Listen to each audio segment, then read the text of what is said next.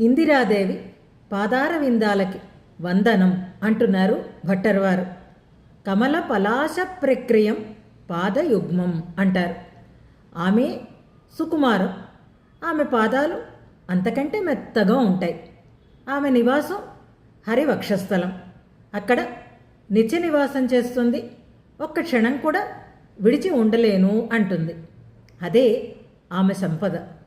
ఆ వక్షసీమ ఆమెకి నాట్యరంగం. హాయిగా అక్కడ నాట్యం చేస్తూ ఉంటుంది. ఆమె పాదాల గుర్తులు ఆయన పరత్వానికి సూచకంగా ఉంటాయి. మరి అదే వక్షస్థలం మీద వైజయంతిమాలిక ఉంటుంది కదా. ఈ పాద సమ్మర్దం చేత వాడిపోదా, వడలిపోదా అని సందేహించకండి. వాడకుండా ఉండడానికి కారణమేమిటో తెలుసా? అమ్మ పాదస్పర్శే అంటారు భట్టర్వారు. అమ్మ పాదాల యొక్క తాకిడి వైజయంతిమాలని మరింత తాజాగా ఉండేటట్లుగా చేస్తుందిట.